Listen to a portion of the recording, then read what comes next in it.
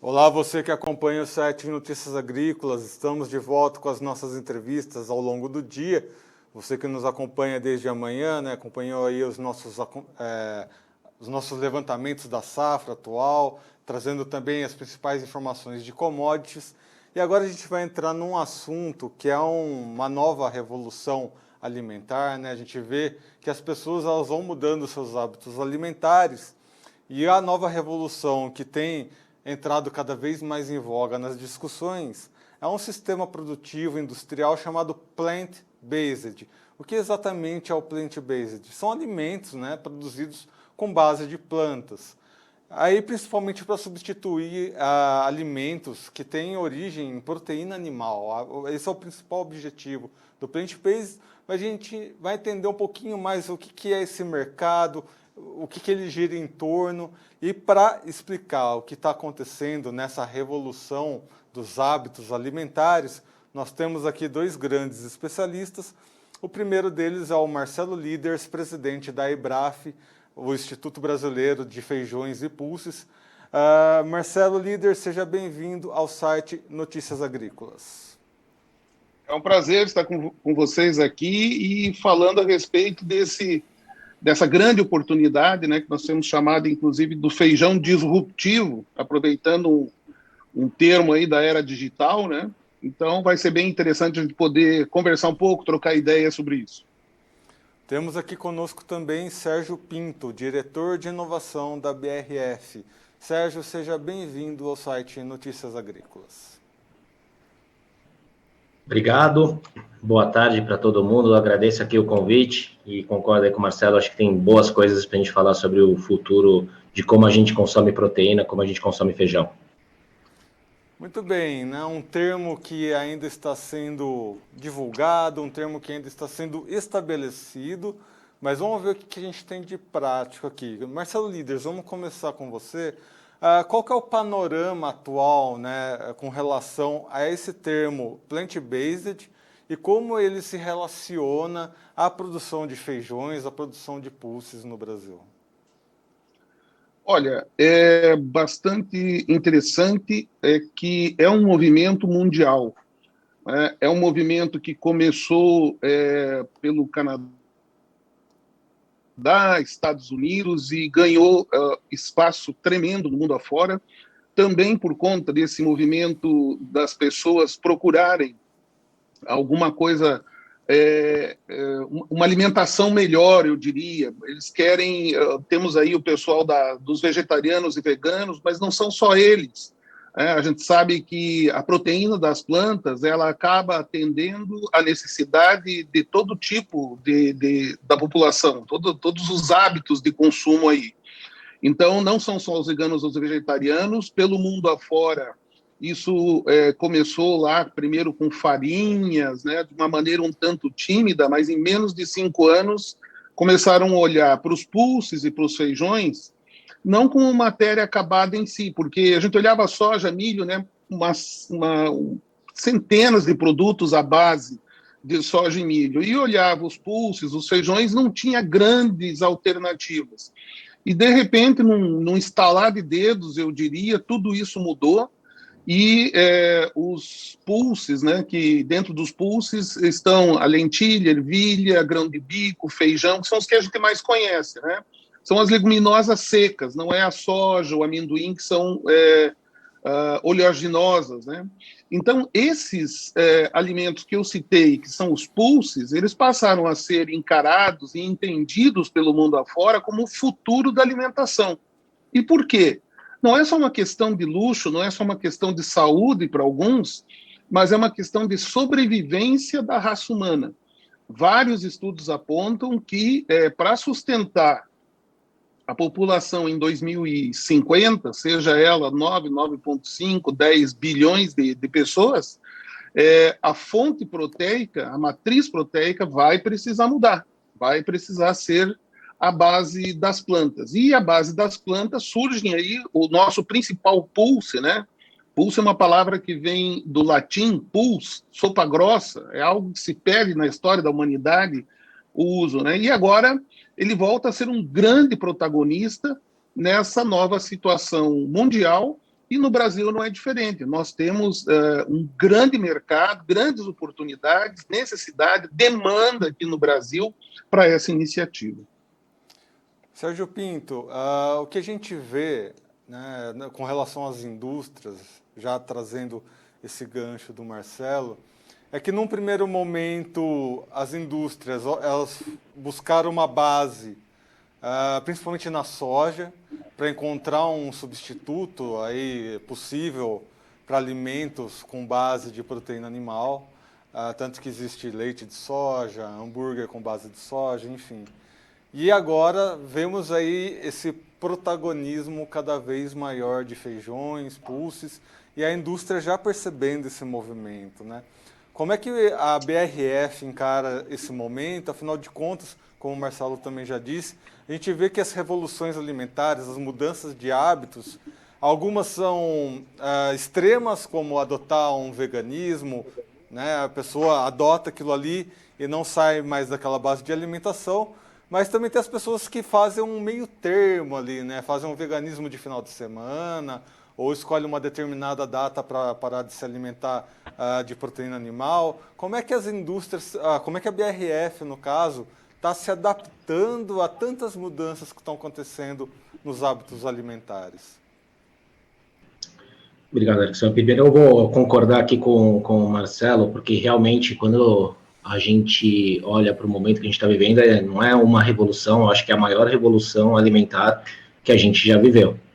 É óbvio que eu não quero aqui comparar com revolução agrícola, etc., mas falando em perfil de dieta do consumidor, poder ter opção do que ele vai comer, como ele vai comer, qual que é a proteína que ele vai incluir no cardápio, no prato, na rotina dele, agora a gente tem bastante opção. Então, a primeira coisa que eu queria deixar é que a BRF, como uma empresa de alimentos, a gente acompanha e também ajuda, né, a fomentar aí as tendências que a gente tem de consumo. É importante mencionar, não faz muito tempo, o consumidor que buscava uma opção, né, a proteína animal, ele não tinha, né, vamos falar assim, uma bússola, ele não tinha um radar para encontrar dentro do supermercado, né, uma dieta equilibrada. Tanto que a gente viveu muito tempo sobre aquela sombra de que se você for um vegano, um flexitariano, um vegetariano, você acaba engordando, porque você vai acabar buscando opções, né, em carboidratos para conseguir aí suplantar suas necessidades.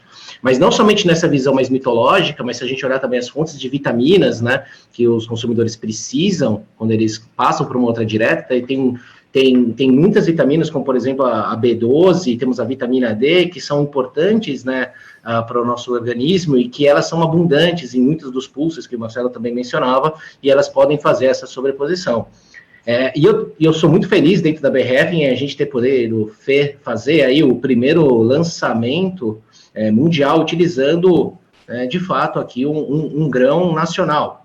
Né? Então, quando a gente fez o lançamento no começo do ano, né, trabalhando tanto com soja, com ervilha, mas também usando o feijão carioca, que é tão caro a todos nós brasileiros, todo mundo tem a sua dieta, você não precisa contar por que ele está lá, a gente ficou muito satisfeito em conseguir oferecer isso para o consumidor brasileiro, a gente tem tido aí uma receptividade muito boa, e o consumidor, né, com essas tiras de frango vegetal, né, a base de feijão, ele pode fazer com tiras, cubados, desfiados, o que ele bem entender. Então, você também dá para o consumidor não somente um produto finalizado, como era, por exemplo, o hambúrguer, mas você dá a chance dele também brincar, poder fazer suas próprias receitas, poder oferecer, né, para os seus filhos e para a sua família um produto diferente, com alto valor nutricional, fonte de proteína e uma proteína nacional baseada numa tecnologia nacional e feita por uma empresa nacional. Então, realmente é motivo de muito orgulho. E você mencionou também, Alexandre, sobre começou, né, como proteína de soja. Isso por uma questão, acho que meramente de cadeia da indústria. Né? A gente, por muito tempo, já trabalhava com proteína hidrolisada, proteína isolada de soja. Então, era um caminho natural que os primeiros produtos, dado a abundância dessa proteína, fossem à base de soja. Mas o que a gente acredita dentro da BRF é que no crescimento desse consumo, no amadurecimento desse consumo, a gente vai começar a falar de pulses e nossas escolhas, da mesma forma como eu falo se eu quero comer um peito de frango, uma coxa, se eu quero comer um pedaço de alcatra ou de maminha. A gente espera que esse vai ser o caminho natural aí da alimentação no futuro. Marcelo, quando a gente vê, né, as indústrias tomando essas decisões de terem fábricas, de terem linhas de produção voltadas para o plant-based, o que a gente imagina é como aconteceu em outros cultivos, né? Aquele diálogo cada vez maior entre os produtores e as indústrias, mas isso acaba gerando uma escala que até então não era tão prevista para os feijões, né, no caso, ou para os pulses. A gente vê, né, você nos envia, a IBRAF nos envia diariamente aqui, né, as análises de mercado, a gente vê que o mercado do feijão ele tem um andamento bem delicado, ali tem algumas questões bem específicas desse mercado.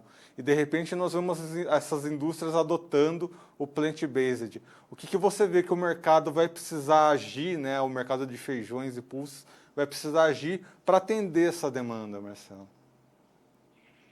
Olha, nós não imaginávamos há 3, 4 anos atrás, quando na verdade, o IBRAF, desde do surgimento do IBRAF há 15 anos atrás, nós falávamos muito sobre rastreabilidade.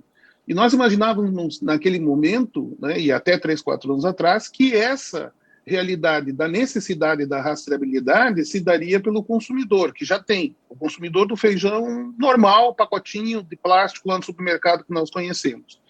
Surge uma indústria, a primeira reação nossa, após entender um pouco mais, e todos nós estamos aprendendo, né, o tempo todo agora sobre isso, são novidades, eu diria para você, até diárias, em algumas semanas, quase todo dia você tem uma novidade sobre isso. Nós entendemos que o que é que a indústria vai ter necessidade? A rastreabilidade, ela precisa saber aonde foi produzido, em que condições foi produzida, questão de boas práticas, etc. O básico de uma rastreabilidade. A primeira coisa é essa circunstância.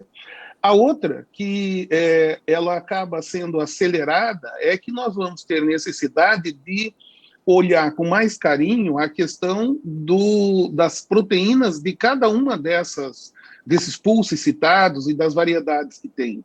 Só dentro do feijão, veja só, nós temos aí tranquilamente 30, 40 feijões diferentes no Brasil. E nós sabemos que não é só a cor dele, rajado não é rajado, é vermelho, é verde. Não é só a cor que varia, você tem também teores de proteínas diferentes. Então, nós estamos fazendo o quê? Fazendo chegar na mão das indústrias a maior quantidade possível de amostragens disso, para saber se esses feijões, né, como é o caso, tudo foi iniciado aí com o feijão carioca, né, o nosso grande feijão carioca, 60% do consumo nacional e da produção, enfim, uma solução brasileira para enfrentar a necessidade da alimentação, da nutrição do povo desde a década de 70. E aí, agora você tem essa possibilidade de analisar de uma outra forma esses feijões. Também vai importar menos, né, se o feijão ele é preto, se ele é verde. O que vai importar cada vez mais é a proteína, isso tomando como base, mas muito provavelmente a indústria, o Silvio vai poder comentar sobre isso, a indústria ela vai acabar buscando, né, outros predicados também aí nos pulses. E uma outra curiosidade, eu conversava com um amigo dias atrás, ele falou que ele entende que para você apresentar essa carne para a população, a carne vegetal, ou plant-based, seja lá de que forma for, você tinha uma circunstância que nem todo mundo, num primeiro momento, simpatiza com a ideia da soja. Mas quando você fala que tem feijão fala alto ao nosso ouvido, porque nós estamos acostumados desde criança, né? Desde a hora que foi desmamado já tinha caldinho de feijão. Então é provável e é possível que, na medida em que surjam novos produtos, novas aplicações, outras diversas cultivares de feijões vão ser produzidos especialmente para essa indústria. E aí vem a resposta. Eu acredito que a tua motivação, né, dessa pergunta é como é que o produtor vai se comportar para atender uma indústria. Cada vez mais nós temos contratos de produção, né? A exportação ela está acontecendo e crescendo muito do Brasil pelo mundo, né? Pela necessidade que existe lá fora, mas também pela seriedade dos arranjos negociais aqui dentro do Brasil, que passam, logicamente, por contratos, preços pré-fixados, enfim. Nós vamos chegando aí num patamar onde vai se ter, por parte dos produtores, uma certa tranquilidade quanto enfim, ao uso daquilo que poderia ser um excedente de feijão. Nós temos dificuldade, às vezes, de dizer para o produtor plante mais, ele tem medo de gerar excedentes, não ter negócio. Você tem exportação e agora você tem o quê? A indústria. E essa indústria, sem dúvida nenhuma, vai crescer muito nesse sentido. Marcelo, acho que é exatamente nesse ponto que eu gostaria de reforçar um pouquinho, que é exatamente essa intenção, né, da utilização do feijão. A gente tinha essa compreensão do feijão como um alimento de cesta básica, né? Um complemento ali da alimentação do brasileiro, alimentação de base do Brasil. E, de repente, vemos novos horizontes para essa produção. O que vai ser necessário de mudança, né? Até mesmo dessa visão de mercado, né? De como vamos transformar esse feijão num feijão praticamente commodity aí, para que ele possa ter essa versão industrial. É muito longo esse caminho? O que vai ser necessário aí? Olha, o esforço que nós íamos fazendo era, desde sempre, conscientizar o produtor de que ele poderia diversificar, sair daquela quase que uma monocultura, né, de feijão carioca, pelo menos em faseolos, né, o carioca domina, carioca e preto. E aí os vignas, os feijões calpis, com pouca pesquisa, um esforço heróico da Embrapa aí, com algumas variedades de feijões calpis. Com o passar do tempo, esse esforço de chamar a atenção de que a diversificação iria cuidar de que nós tivéssemos atendidas as necessidades do nosso consumidor brasileiro, e que, se nós gerássemos excedentes que não fosse do feijão carioca, porque o feijão carioca é uma eureka, é fantástico o feijão, mas ele atende à nossa necessidade. Quando você tem excedentes, não tem consumo mundial para ele. Agora, através da indústria, vai ter consumo mundial. Ontem ainda a gente participou de um termo de cooperação que foi assinado entre o Brasil e uma entidade indiana que representa os importadores de alimentos processados da Índia.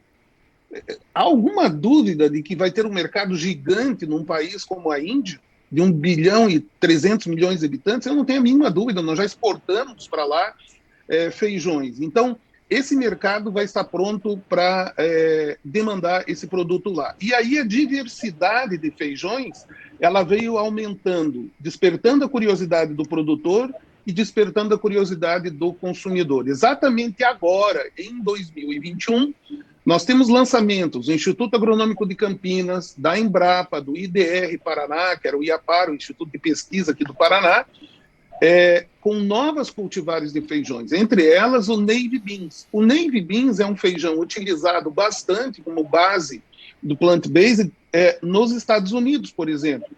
Mas por quê?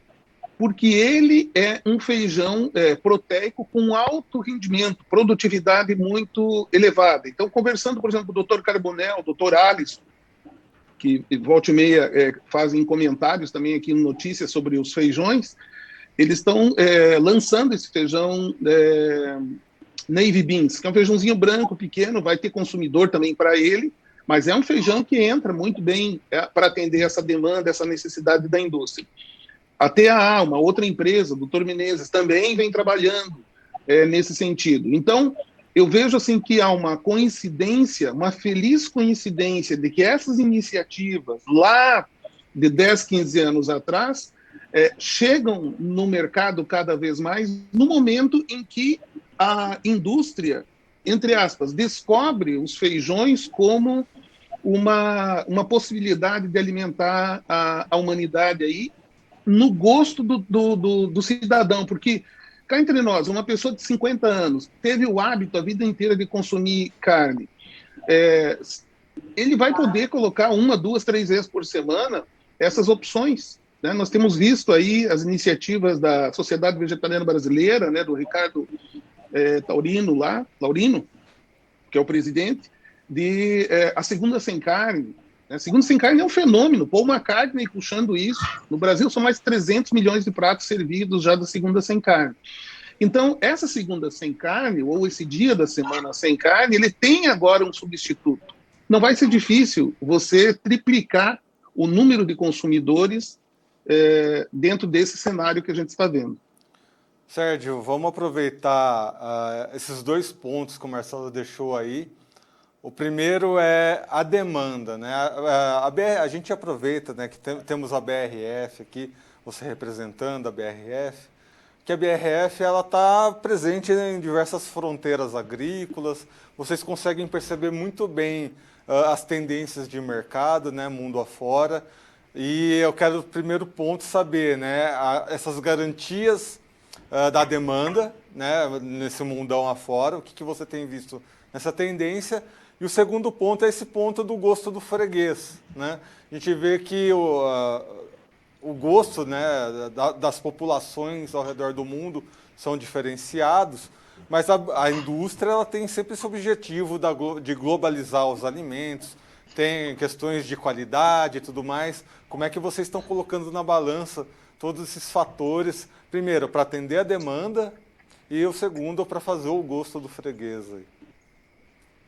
Então, vamos lá, eu acho que primeiro, não somente para a BRF, mas eu acho que quando a gente fala da indústria de alimentos, conveniência, qualidade, sabor, praticidade são os atributos principais em qualquer desenvolvimento, em qualquer oferta que você coloca no mercado.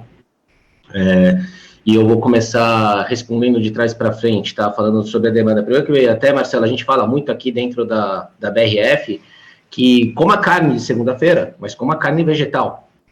Então, assim, dá para você ter, inclusive, a segunda-feira com carne, mas com outro tipo de carne, né? O que a gente entende, inclusive, olhando para essas dietas, é que você começa a universalizar de verdade o poder de opção. E a gente é muito agnóstico em relação a se a pessoa prefere comer, né, carne de boi, carne de frango, né, se ela prefere suíno, pescado, se ela prefere uma proteína vegetal. Assim, o importante é a gente, como indústria de alimentos, conseguir oferecer esse produto nos perfis que eu falei, né, na melhor qualidade, no melhor preço, no melhor sabor para o consumidor. E a gente acredita também, né, olhando para o que está acontecendo nas tendências, o mundo, quando ele enriquece, e a gente, a despeito da pandemia, as populações têm enriquecido principalmente na Ásia, o mundo quer comer mais proteína. Então, de fato, todas as tendências que a gente vê, tanto de produtividade de campo, mas também as tendências que a gente vê de aumento de consumo de proteínas, elas apontam para um caminho sem volta, que é que a gente vai precisar ter a coexistência das proteínas, tanto as proteínas vegetais como as proteínas animais, inclusive as carnes cultivadas, né? Hoje o pessoal até fala de carne de laboratório, porque ela ainda está em caráter de testes. Então, a gente, dentro da BRF, que é atendendo 140 países, mas tendo como berço o Brasil, a gente tem uma série de missões, né? Tem uma missão, né, como uma empresa altamente integrada, de cadeia longa, que é, de fato, ir mais e mais atrás, né, desses produtores, dessas tecnologias, e compartilhar conhecimento dos processos de fabricação, conhecimento dos processos de manutenção da qualidade nutricional, perfil e aroma desses produtos, também dar mercado, né, para o agricultor nacional. Então, a gente, como uma indústria de base nacional, muito da nossa base produtiva está aqui dentro do Brasil. A gente também vê, né, não somente com o BRF, mas com o país, tem uma importância muito grande a gente melhorar a qualidade do sortimento, da oferta, e isso passa por muito teste, mas isso passa por oferecer mercado. Esse é um segmento que ele começou antes, né, fora do Brasil, quando a gente fala do plant-based, então a gente vê mercados mais maduros, principalmente na Europa e nos Estados Unidos, né, mas é importante também reforçar que no Brasil a aderência foi muito forte, né, foi muito forte. Ela cresceu bastante, ainda os valores, né, até porque a lei da oferta e da demanda ela ainda está se equilibrando, os valores de face para o consumidor na gôndola ainda estão, infelizmente, um pouco acima do que ele está habituado a pagar quando ele compra uma proteína convencional, mas todos esses desenvolvimentos, até que o Marcelo cobriu, né, das diferentes variantes que a gente vai ter, dos diferentes usos, diferentes perfis nutricionais, textura, sabor, isso vai mobilizar e nos guiar também uma melhor aí democratização, e esse é o nosso papel como indústria, né? Como a gente faz para democratizar. Quando a gente fala de chegar em diferentes mercados, isso não foge muito do que a gente tem hoje já na nossa dinâmica, quando a gente fala das proteínas, principalmente de frango e suínas. Né? A gente pode fazer uma exportação do produto acabado, com alto valor agregado. Esse é sempre o interesse de toda e qualquer indústria, né? Quanto mais acabado o produto tiver, mais valor gera para todos, gera muito mais riqueza para todo o ecossistema que ele está inserido. Mas, sim, a gente entende também que a exportação dessas proteínas previamente transformadas para serem hidratadas, preparadas, coccionadas em diferentes geografias, isso também vai acontecer. Então, esse conhecimento que a gente já tem instalado de como atender paladares de 140 países nos auxilia muito nesse processo de transformação, mas é fundamental também, não é um diálogo novo, e é novo a toda a indústria, e aqui a gente começou a acelerar isso em 2019 com o BRF Hub, que é a nossa plataforma de inovação aberta, não esperar que toda a solução nasça de dentro de casa. Né? Por mais inteligência que você tenha dentro das suas fronteiras da companhia, do seu CNPJ, tem muita gente boa trabalhando, tem muita gente boa que pode compartilhar conhecimento, que pode receber conhecimento, e a gente com isso pode fertilizar de uma forma muito cruzada e acelerada que essas soluções elas cheguem mais rápido, né, para a mesa do consumidor, para o prato do consumidor, num preço que ele consegue incluir isso na rotina dele, sem fazer nenhum tipo, né, aí de opção, quando for optar por essa proteína, e também que a gente consiga mais e mais evoluir até no conhecimento do consumidor sobre os diferentes comeres, né, os diferentes cultivares que o Brasil nos propicia. Você mencionou até mais cedo, começamos com soja, as ervilhas, agora estamos falando do feijão, mas o Brasil tem um bioma muito rico, e a gente só entende que essa é uma caminhada que está só no seu começo.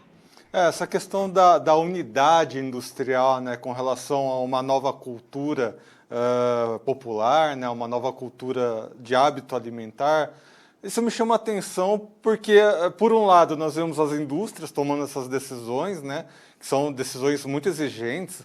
A BRF, por exemplo, para entrar no Oriente Médio, precisa atender, né, um degrau de exigência halal, por exemplo.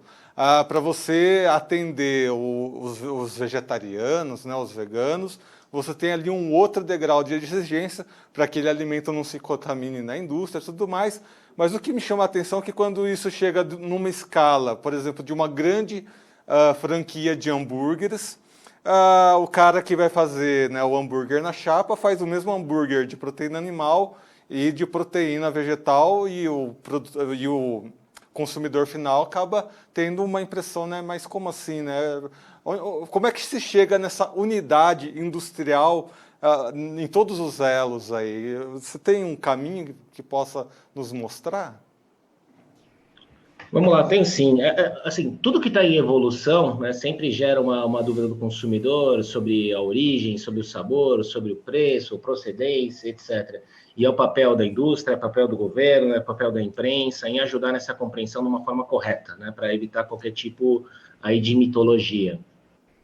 Quando a gente fala do processo de produção, basicamente o processo de produção ele é muito parecido, né? Então, assim, quando até o pessoal fala, nossa, mas como é que conseguiu fazer uma proteína vegetal, né? E antes eu fazia somente com a carne vermelha, com a carne branca, ou com a carne que for, como é que você conseguiu agora chegar nesse mesmo perfil, nessa mesma unidade? As tecnologias de ingredientes, elas evoluíram bastante. Hoje elas interessam para a gente uma outra possibilidade de entrega de produto para o consumidor. Mas quando a gente fala dos processos, né, de produção industrial em escala, eles são muito próximos ao conhecimento que já tinha previamente instalado.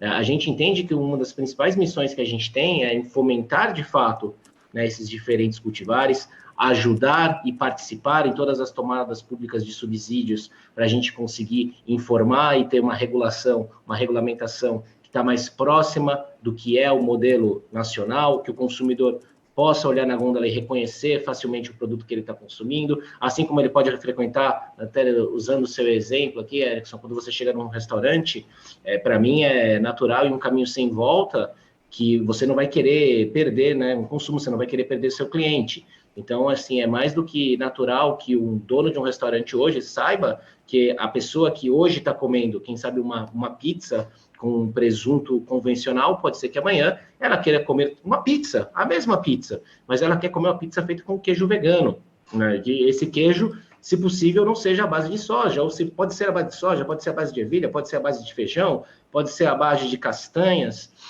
Então, o importante hoje é você realmente começar a trazer mais e mais para o consumidor essas opções, entender e escutar. Então, a gente tem um processo de escuta ativa e colaboração, cocriação mesmo com o consumidor, para ir ajustando e chegando nesse perfil de produto ideal, para que quando ele for consumir o produto, ele consiga, de fato, aí incluir isso, como eu falei, dentro da rotina dele, tanto por uma questão de entrega de sabor, como também por uma questão financeira. E Marcelo, aproveitando, né, essas questões, qual que é o caminho que você vê com relação a esse assunto, né? O que a gente vê que são essas mudanças alimentares e precisa de ter algumas adaptações, né? No seu ponto de vista, o que você vê que pode acrescentar com relação a esse assunto?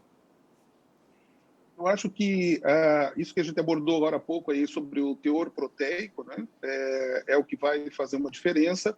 A pesquisa que já conseguiu entregar um feijão com uma produtividade maior, quer dizer, tentar buscar viabilizar pelo custo também, porque a indústria vai procurar isso e o mercado vai precisar disso.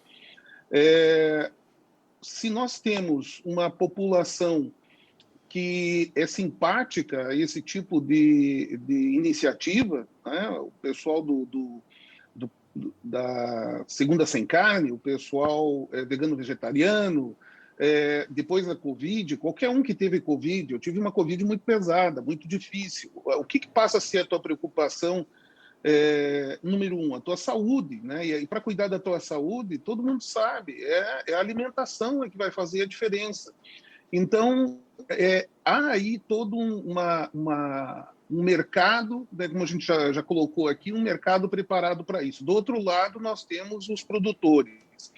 Temos agora a indústria, a presença da indústria, né, representada aqui pelo Silvio, é um elo crucial para que isso aconteça, né? É fazer aquele pulse lá do campo, né, ou aquela proteína vegetal, independente de ser pulses ou não, chegar no consumidor. E aí entra uma outra situação que é o quê? O conceito precisa ir sendo passado mais e mais para a sociedade. Então, iniciativas que nós temos hoje, com o SEBRAE, Associação Brasileira de Restaurantes, a Brasel, aqui no Paraná, o Viva Feijão. Nós queremos expandir para todo o Brasil. Viva Feijão e Pulses, na verdade, né? Dentro desse conceito, o que é? Chefes de cozinha experimentando, fazendo receitas com isso e mostrando, né, aí nas mídias sociais como é fácil fazer isso.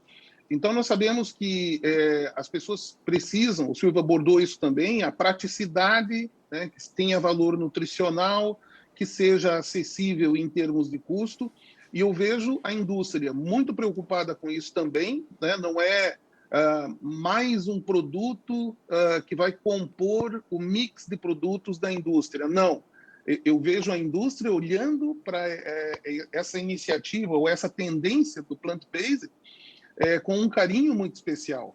Então, é algo que vai se colocar bastante empenho, já se está colocando muito empenho em cima disso, e muita atenção, muito marketing para que se conheça, para que a pessoa tenha, através das mídias, através dessas pessoas que já têm essa iniciativa, que isso vá atomizando na sociedade. Então, a gente tinha antigamente, né, ainda existe, mas não se fala muito, o prato feito. Né? Por que não pode ter um prato feito com uma proteína vegetal agora? Isso vai atender à ansiedade de pessoas que às vezes não têm aquele poder aquisitivo para ir num restaurante que às vezes é um pouco mais caro, um buffet mais caro porque ele é vegetariano, mas nós já estamos vendo, isso não é sonho, né? Isso é uma realidade, nós estamos aí há alguns meses dela, de que nós tenhamos uma democratização disso, né? Nós tenhamos cada vez mais facilidade para a população acessar isso. E a facilidade, um dos itens da facilidade é a questão de custo. Então, isso vem sendo trabalhado também. por parte da nossa cadeia produtiva, eu não vejo que nós temos que tomar um outro rumo. Não, né? Nós já estamos nesse rumo, já estamos no rumo da rastreabilidade. E por que existe o interesse nos pulses? Porque, do ponto de vista de sustentabilidade, não há como você produzir 1 quilo de proteína de uma forma mais segura do ponto de vista do uso dos recursos naturais. Você usa poucos recursos naturais em relação a outras proteínas para você produzir 1 quilo de proteína de pulse. Então, as tais pegadas de carbono, atender essas demandas que vêm com bastante justificativa, elas são realmente preocupação de todos nós, né, da questão climática, né, como que a gente pode contribuir para isso. O plant-based, essa proteína, ela vem exatamente ao encontro dessa iniciativa de sustentabilidade. Então, não existe aí uma necessidade, vamos ter que ter uma guinada grande para ter consumidor. Não, ela já nasce com os consumidores andando nessa direção.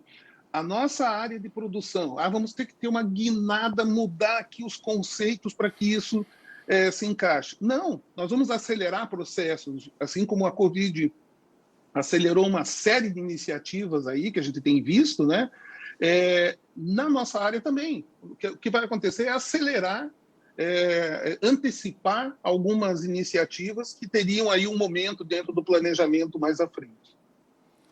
E, Sérgio, para a gente complementar um pouco, eu quero aproveitar esse momento, né, para avisar que a gente está ao vivo aqui no YouTube e estamos recebendo algumas contribuições nesse momento aqui no nosso chat. Então, quem quiser mandar a sua pergunta, a sua opinião, né, eu estou acompanhando aqui. Por exemplo, a Fernanda Chemin, né, Fernanda Chemin, ela quer saber um pouco mais, aproveitando aí que o Marcelo falou sobre essas questões, né, produtivas, mas como que a indústria acaba vendo esse momento, né, Sérgio? O que a indústria espera dos produtores rurais? Como que os produtores devem entregar seus produtos para a indústria? É um feijão, apenas o grão em si, ou precisa de um tratamento prévio? O que a indústria espera nesse momento dos produtores rurais que desejam entrar com suas produções no sistema plant-based? Primeiro, acho que se eles desejam, acho que é o caminho realmente sem volta, é um caminho correto, é um caminho de agregação de valor, é um caminho que vai trazer sofisticação para o nosso campo, vai trazer também diferentes cultivares que vai também melhorar a nossa produtividade. O Marcelo cobriu bem já os vários experimentos que têm acontecido e a gente é muito ativo e muito próximo dessas iniciativas para fazer depois as aplicações, para entender quanto realmente esse produto vai performar. Fundamentalmente a indústria, né, falando de expectativa, mas obviamente a indústria ela colabora muito para a expectativa que eu vou colocar aqui, ela vire real, né? Uma questão que é fundamental para a indústria é previsibilidade. A indústria trabalha muito para ter previsibilidade.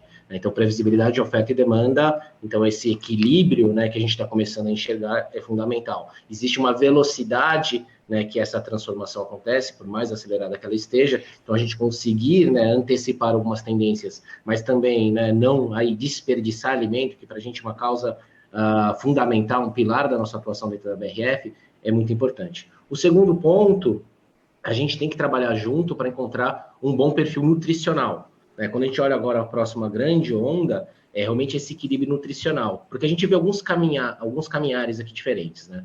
Uma coisa é se eu vou para o produto 100% plant-based. Né? Então, existe uma expectativa como plant-based, fazer o que eles chamam de mímica. Né? Existe uma expectativa que o sabor, a aparência, a entrega nutricional, tudo seja exatamente igual ao que ele tem hoje.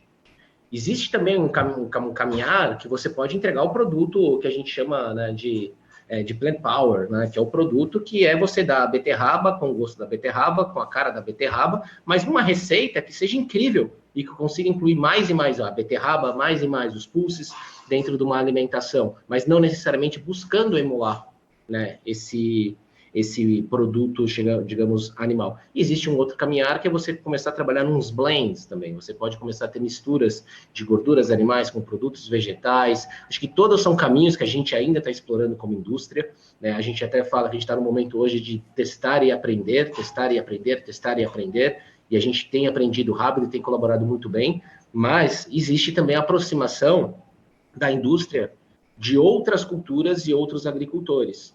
Então, essa abertura para diálogo é nova, porque o perfil de uso, que antes ele era mais passivo, né, vamos falar numa visão bem de consumidor, antes, né, quando você falava do centro do prato, da mistura, você falava fundamentalmente das proteínas animais, né, e estava lá, né, estava lá o arroz, estava lá o feijão, sempre presentes, onipresentes na nossa dieta, mas o centro do prato era a proteína animal.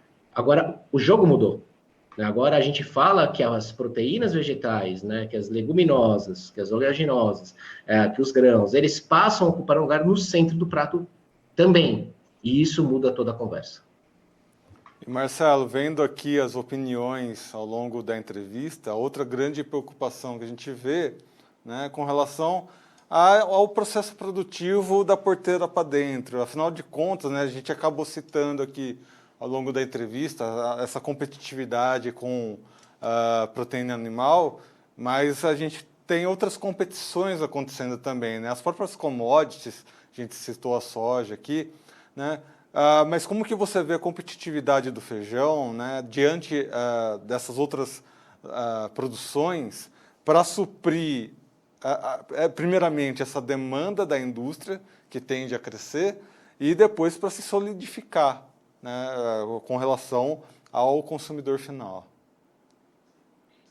Nós entendemos que toda iniciativa como essa, ela começa com um primeiro passo, né, com volume, vai ser as pessoas experimentando, e aí vai ganhando escala, vai ganhando volume, e nós vamos atendendo, né, as peculiaridades que vamos descobrir aí no atendimento da indústria ao longo do tempo. Não vejo que isso seja um desafio maior do que o desafio que a indústria teve aí para transformar essa proteína vegetal em algo que as pessoas querem nesse momento ter, né? Quer alguma coisa parecida com carne.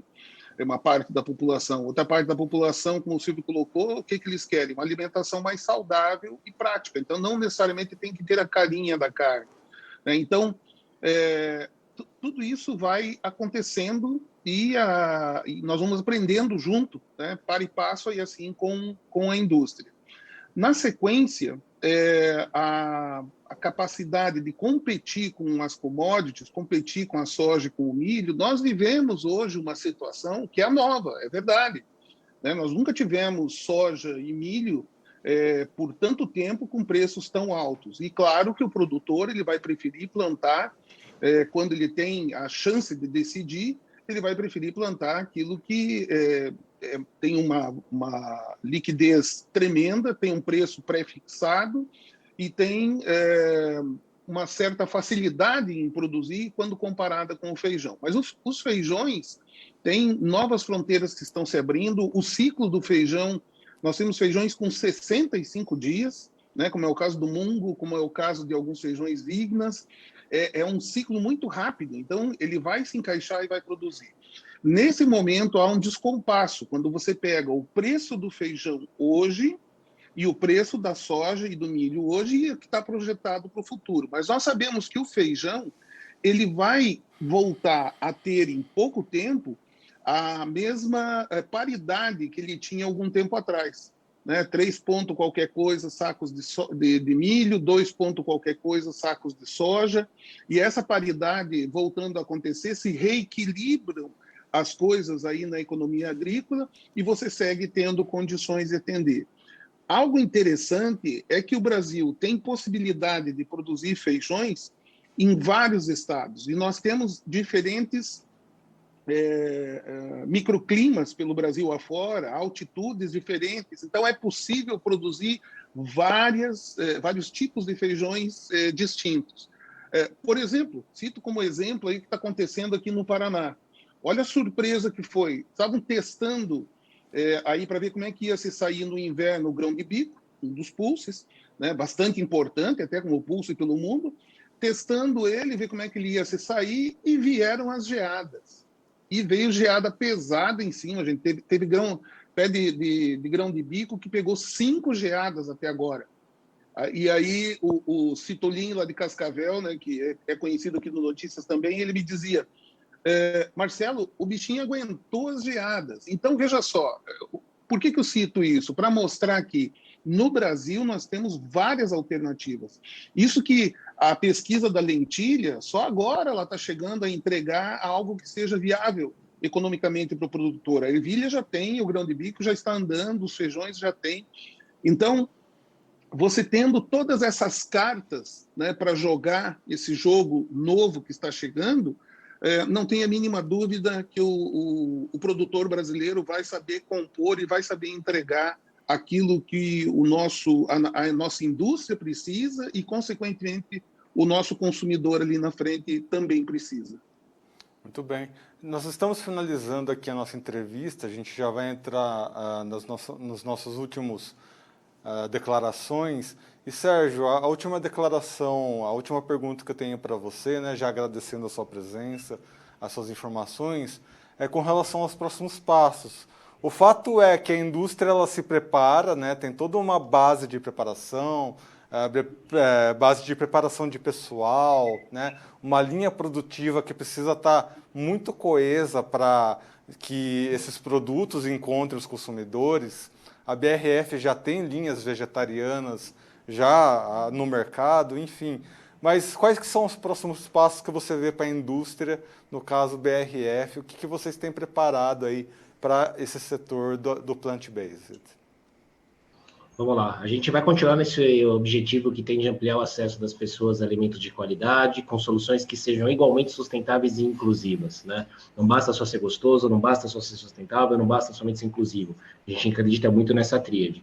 Quando a gente fala do plant-based, muita gente ainda acha que é uma tendência, a gente acredita de fato que é reflexo de uma mudança significativa e que veio para ficar de comportamento dos consumidores. É um mercado que tem um grande potencial de crescimento, não somente para a BRF, mas para o Brasil como um todo, né, com as diferentes culturas, né, com a fartura que a gente tem aqui de condições, né, elétricas, hídricas e de biomas também, para conseguir oferecer o melhor produto para o consumidor. E a gente não para por aqui. A gente vai seguir, né? Eu acho que quando a gente até fala do nosso objetivo dentro da BRF, é de fato democratizar, e para democratizar você tem que estar no preço correto, na ocasião correta, no ponto de preço, no ponto de venda correto. Então, assim, como eu até falei, não é somente a segunda-feira com carne vegetal, mas todo e qualquer momento que o consumidor quiser, ele tem o direito de encontrar uma opção que seja adequada para ele, e a indústria tem o dever de colocar isso no ponto correto. E a gente entende que a corrida de proteínas alternativas só começou.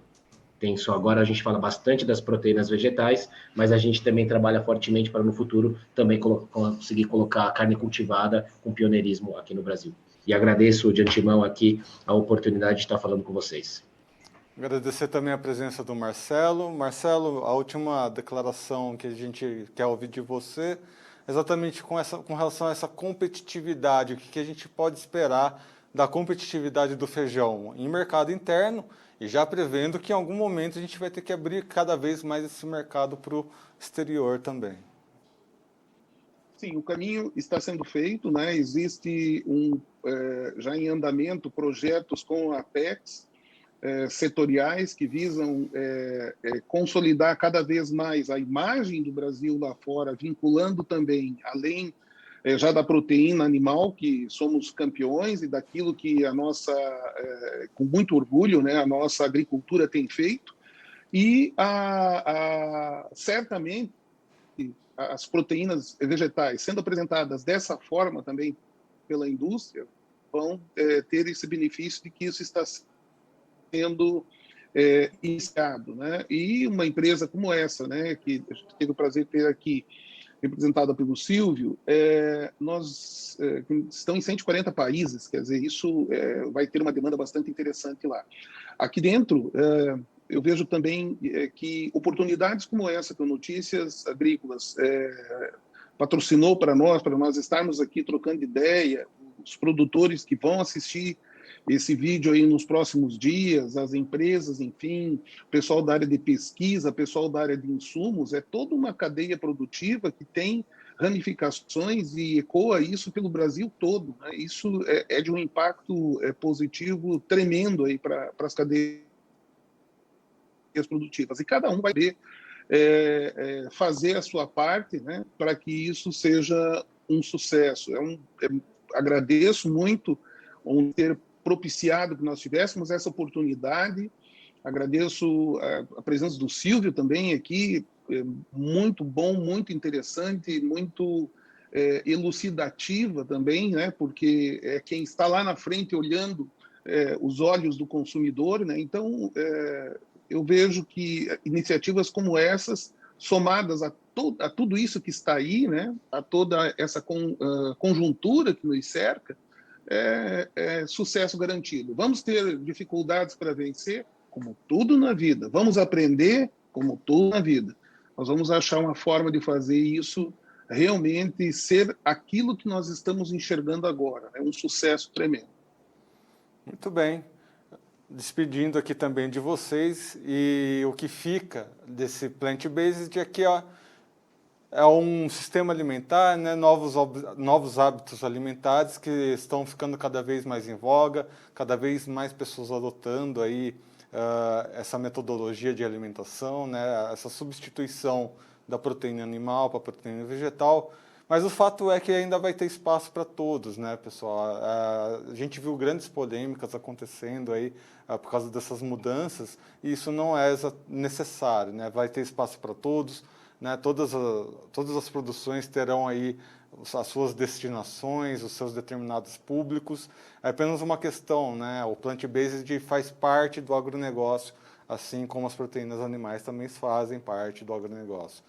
Estamos todos dentro de uma mesma grande caixinha de negócios, grande caixinha empreendedora, e o que vale é mostrar, né, essas produções para o mundo, para os outros países aqui que são nossos parceiros comerciais.